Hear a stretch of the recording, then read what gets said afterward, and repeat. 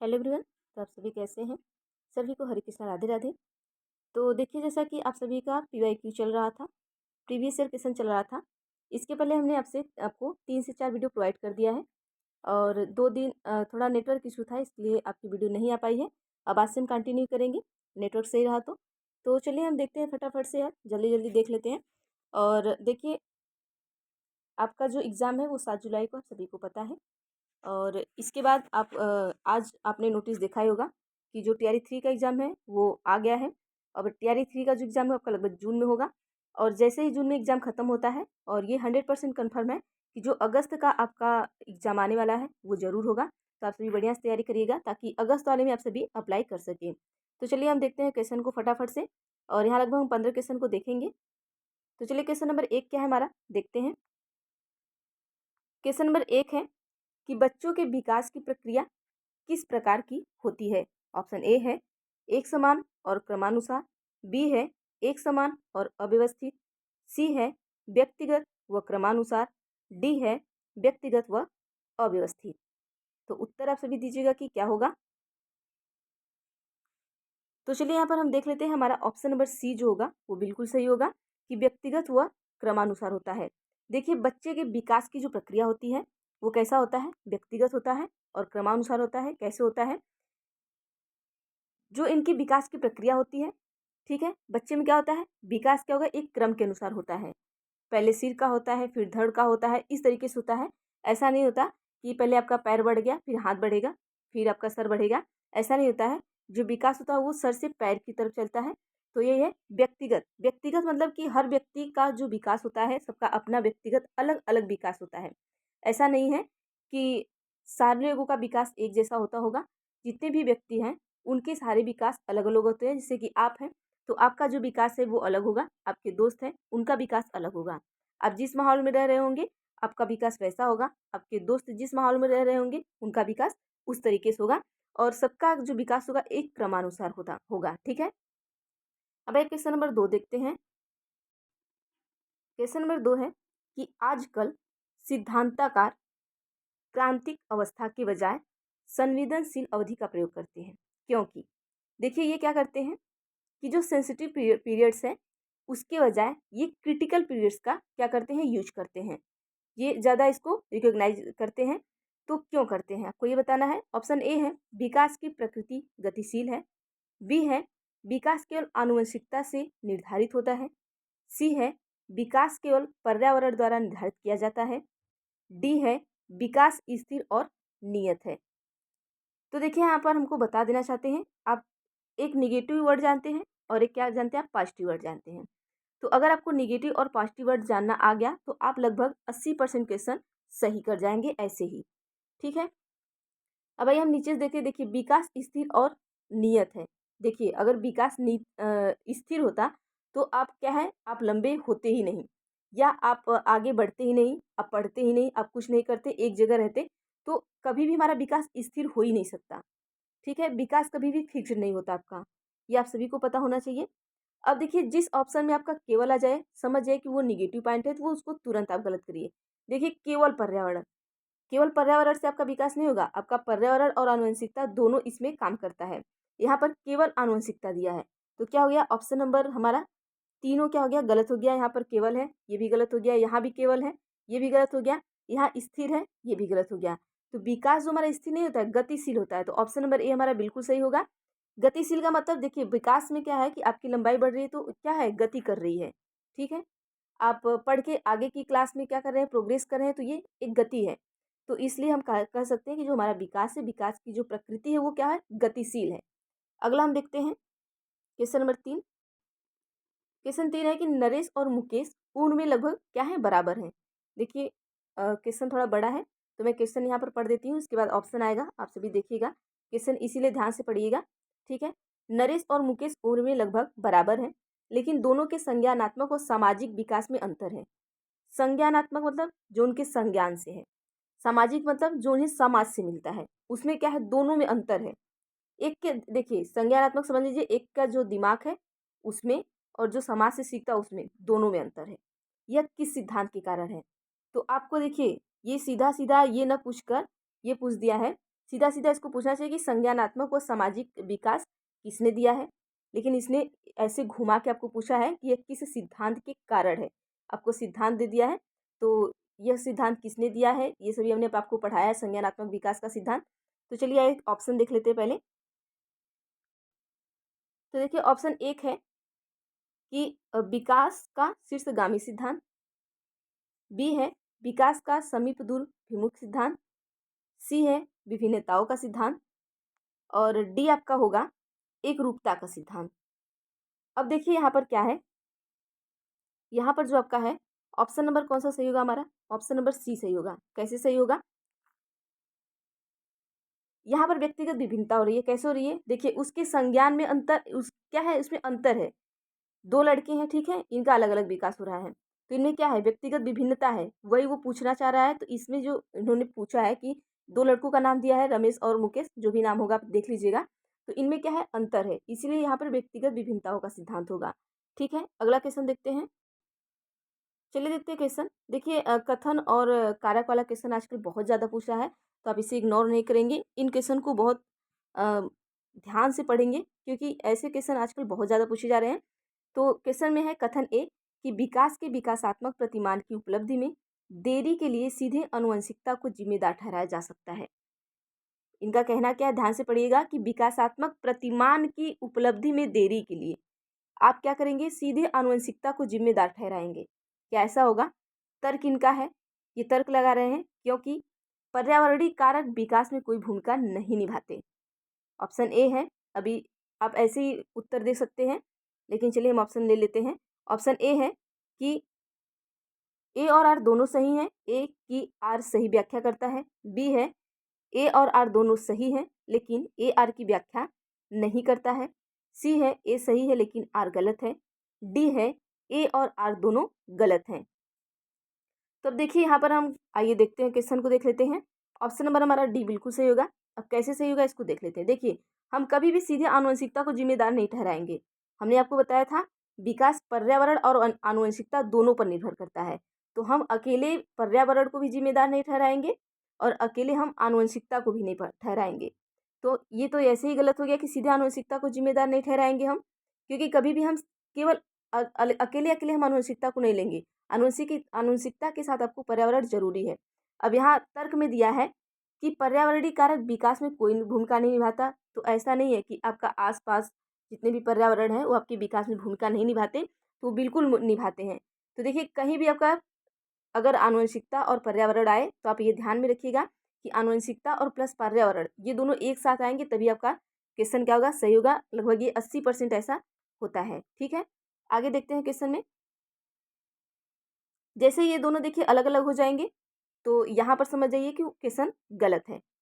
अगला क्वेश्चन है, क्वेश्चन 5 है कि बच्चों का समाजीकरण। ऑप्शन ए है एक सरल और रैखिक प्रक्रिया है। बी है एक व्यवस्थित और सुव्यवस्थित प्रक्रिया है। सी है एक जटिल और बहुआयामी प्रक्रिया है। डी है एक निश्चित और स्थिर प्रक्रिया है। तो देखिए क्वेश्चन नंबर 5 में जो हमारा ऑप्शन नंबर सी होगा बिल्कुल सही होगा कि ये क्या है, एक जटिल और बहुआयामी प्रक्रिया है। जो हमारा समाजीकरण है, समाज समाज से सीखना बहुत जटिल प्रक्रिया हम मानते हैं। ठीक है, is a complex and multidimensional process है ये आपका। ठीक है, ये एक जटिल और बहुआयामी प्रक्रिया है, इसे हम ये मानेंगे। चलिए अगला क्वेश्चन देखते हैं 6 का। क्वेश्चन 6 है कि संज्ञानात्मक विकास के किस चरण में बच्चे अनुमान लगाने व अमूर्त चिंतन करने के कौशल हासिल कर लेते हैं। अमूर्त चिंतन ये आपको जाना जरूरी है, अभी बताएंगे। पहले ऑप्शन देखते हैं। ऑप्शन ए है संवेदी चालक, बी है पूर्व संक्रियात्मक, सी है मूर्त संक्रियात्मक और डी है आपका औपचारिक संक्रियात्मक। पूछा क्या है कि संज्ञानात्मक विकास के किस चरण में, जो आपके संज्ञानात्मक विकास है उसके किस चरण में बच्चे अनुमान लगाने व अमूर्त चिंतन। अमूर्त चिंतन का मतलब क्या है कि मूर्त चिंतन का मतलब होता है कि जब आपके सामने कोई वस्तु हो। अमूर्त चिंतन का मतलब क्या है, अगर आपके सामने वस्तु नहीं है, उसका नाम बताया जा रहा है, तो आपको पता चल जाए कि किस वस्तु का नाम लिया जा रहा है। जैसे आपके सामने शेर नहीं है और हम कह रहे हैं कि शेर का नाम ले रहे हैं और शेर कह के आपको पढ़ा रहे हैं, तो आप इमेजिन कर लेते हैं कि शेर कैसा होता है। लेकिन अगर हम ये मूर्त चिंतन का हो गया। ठीक है, अब ये जो अमूर्त चिंतन है अगर हम पढ़ाएंगे तो इसमें आपको पता ही नहीं चलेगा कि शेर कैसा होगा जब तक हम शेर का फिगर आपके सामने लाकर रख न दें कि ये शेर है। तो इसी में पूछ रहा है कि मतलब कि बच्चे को अनुमान लगाने और अमूर्त चिंतन करने के कौशल हासिल कर लेते हैं, तो ये किस में आता है? तो चलिए आइए देखते हैं हम हमारा आंसर क्या होगा आपका। तो ऑप्शन नंबर आपका हो जाएगा डी, ये आपका औपचारिक संक्रियात्मक में आएगा। ठीक है, अगर यहीं पर क्या है, ये फॉर्मल ऑपरेशन आपका हो गया, यहीं पे मूर्त रहता तो ये क्या हो जाएगा, कंक्रीट ऑपरेशन हो जाएगा। बस यही इसमें अंतर है। चलिए अगला देखते हैं। क्वेश्चन नंबर 7 है कि जीन पियाजे के सिद्धांत में डैश जब बच्चा नए अनुभव के लिए मौजूदा स्कीमा को संशोधित करता है, वह प्रक्रिया क्या कहलाती है? ऑप्शन ए है समायोजन, बी है संगठन, सी है अभिसंज्ञान, डी है पाठ। तो क्वेश्चन नंबर 7 का जो ऑप्शन नंबर ए होगा हमारा, वो बिल्कुल सही होगा, समायोजन कहलाता है। ठीक है, स्कीमा का मतलब जब बच्चा समायोजित कर ले अपने में। हमने अगर आपको भी अपने आपको नहीं पढ़ा है स्कीमा और स्कीम, तो जाइएगा, वीडियो हमने डाल दिया है इसमें बीच में, और इसकी जो एक वीडियो है मैं आपको ज़रूर दूंगी। और स्कीम और स्टिग्मा का इसमें हमने जो थ्योरी की क्लासेस ली है उसमें मैंने आपको बताया, अगर जो लोग पढ़े होंगे उन्होंने देखा होगा। तो समायोजन, ठीक है, ऑप्शन नंबर ए बिल्कुल सही हो जाएगा। अगला क्वेश्चन देखते हैं, क्वेश्चन नंबर 8। देखिए क्वेश्चन नंबर 8 पूछा है, पियाजे से पूछा है। तो जैसा कि हमने आपको पियाजे, कोहलबर्ग और वाइगोत्स्की तीनों से हमने आपको थ्योरी पढ़ा दिया है। आप जाकर जरूर पढ़ लीजिएगा, वहाँ से एक भी क्वेश्चन आपका छूटेगा नहीं। आप एक बार देखिएगा पढ़ के। और यहाँ पर देखिए थोड़ा छोटा दिख रहा होगा, लेकिन क्वेश्चन बड़ा है तो इसलिए ऐसा दिख रहा है। चलिए देखते हैं, क्वेश्चन नंबर 8 है कि जीन पियाजे के अनुसार आत्मकेंद्रियता के क्या मायने हैं? ऑप्शन ए है किसी स्थिति में एक से ज़्यादा आयाम पर विचार करने की क्षमता, बी है कि मानसिक संरचनाओं के सोच प्रक्रिया को मानसिक संरचनाओं के आधार पर संगठित करना, सी है मौजूदा स्कीमा का उपयोग करते हुए संसार की समझ बनाना, डी है दूसरों के अनुभव और सांसारिक दृष्टिकोण को अपनी दृष्टिकोण से देखने की प्रवृत्ति। ठीक है, तो क्वेश्चन नंबर जो 8 हमारा है, यहाँ पर जो हो जाएगा ऑप्शन नंबर डी हमारा बिल्कुल सही हो जाएगा। कैसे सही होगा कि जीन पियाजे के अनुसार आत्म केंद्रिता क्या है? आत्म केंद्रिता का मतलब ही होता है कि दूसरे के अनुभव और सांसारिक दृष्टिकोण को क्या करना है, अपनी दृष्टि से देखने की जो प्रवृत्ति होती है वही क्या होती है, आत्म केंद्रिता होती है। चलिए अगला क्वेश्चन देखते हैं, क्वेश्चन नंबर 9। क्वेश्चन नंबर आपका 9 है। देखिए लेवागस्की से भी आ गया, जैसा कि हमने आपको बताया है कि जीन पियाजे, कोहलबर्ग, लेवागस्की, इनसे 2 क्वेश्चन आपको कन्फर्म है, आना ही आना है। तो आप थ्योरी को जाकर पढ़ लीजिएगा। क्वेश्चन है कि लेवागस्की के अनुसार डैश का संज्ञानात्मक विकास में महत्वपूर्ण योगदान है। ऑप्शन ए है अनुबंधन, बी है पुनर्बनन, सी है सांस्कृतिक परिवेश, डी है स्कीमा। तो देखिए जो हमारे लेवागस्की है, इनके वो योगदान आपका इसमें देखिए जो आपका उत्तर होगा वो आपका क्या होगा, तो देख लेते हैं। क्वेश्चन नंबर कौन सा आपका रहा? Question number 9। 9 में आपका जो उत्तर होगा ऑप्शन नंबर सी होगा हमारा, सांस्कृतिक परिवेश। देखिए लेवागस्की, कहीं भी आपको लेवागस्की दिख जाए, जहाँ सांस्कृतिक दिख जाए, समझ लीजिए ये लेवागस्की है।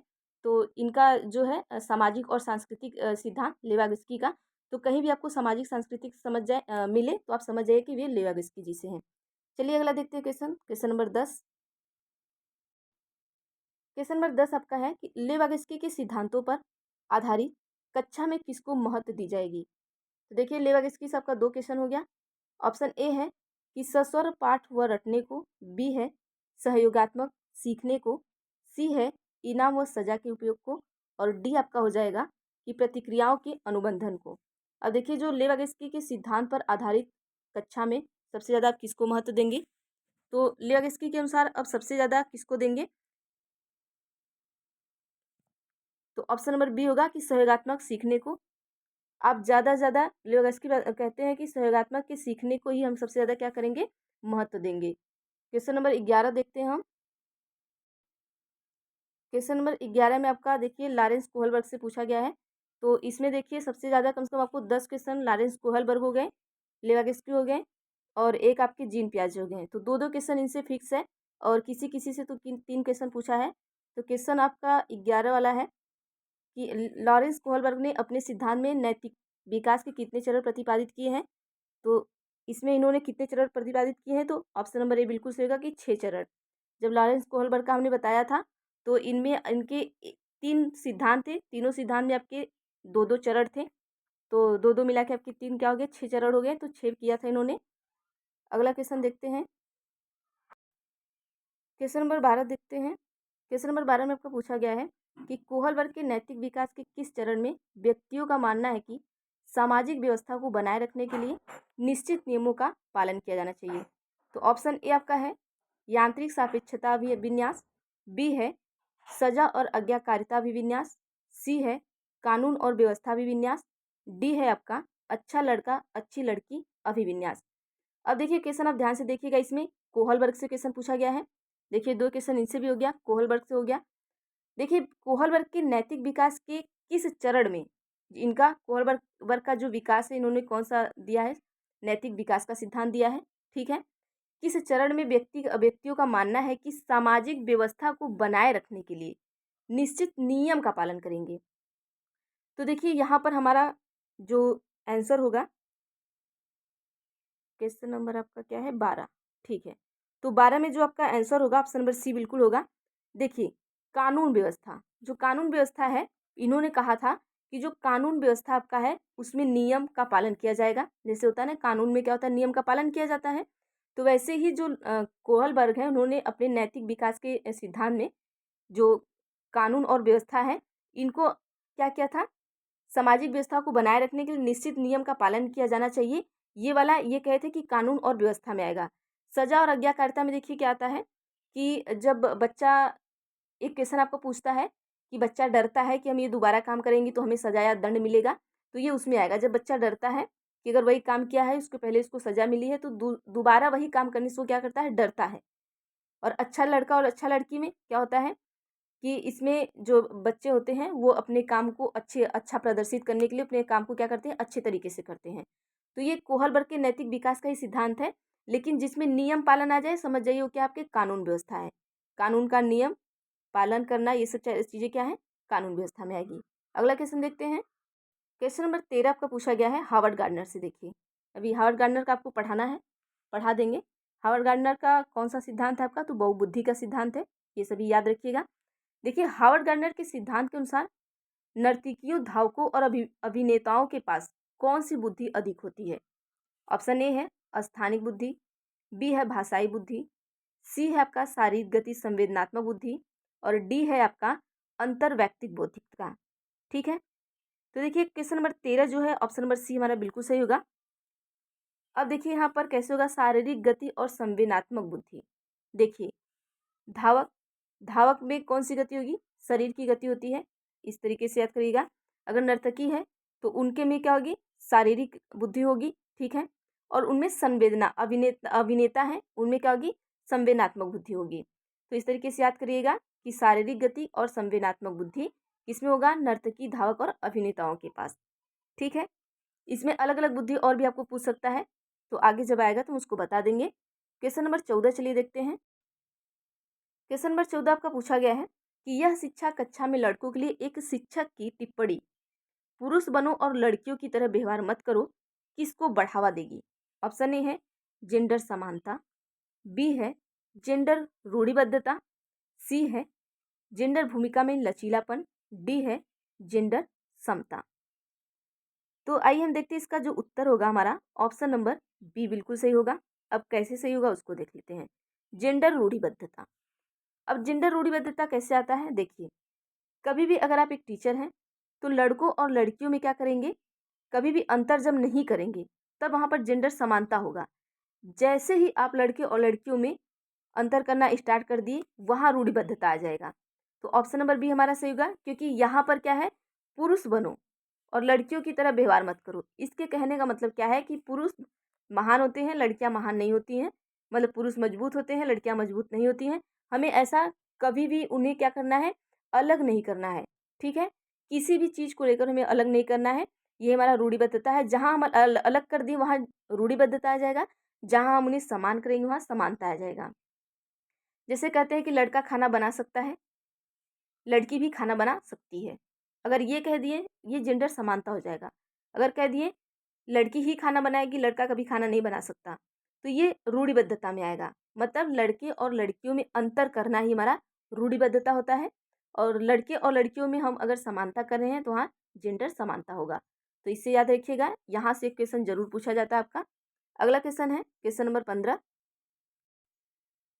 15 क्वेश्चन है कि बच्चों के आकलन के बारे में निम्नलिखित में से कौन सा कथन सही है। ऑप्शन ए है मूल्यांकन का प्राथमिक उद्देश्य तुलना है। बी है आकलन का प्राथमिक उद्देश्य चिंता और भय उत्पन्न करना है। सी है कि मूल्यांकन विभिन्न साधनों का उपयोग करके किया जाना चाहिए।